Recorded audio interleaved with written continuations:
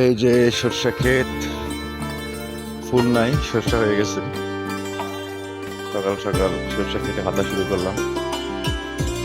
সরষা ক্ষেতটা আসলে অন্যরকম। এই দেখেন আম্মা আসতেছে, সম্ভবত আমি আসছি এই জন্য ডাকার জন্য ক্ষেত দেখার জন্য আসতেছে। সরষাগুলো হয়েছে এবার, মাশাআল্লাহ খুব সুন্দর।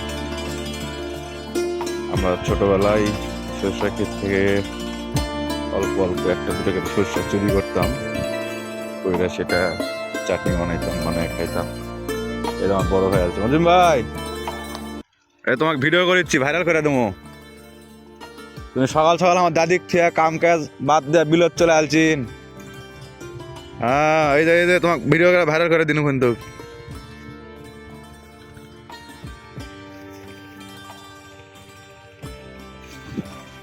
ঠিক আছে গাইস, সবাই ভালো থাকবেন, সুস্থ থাকবেন, আল্লাহ হাফেজ।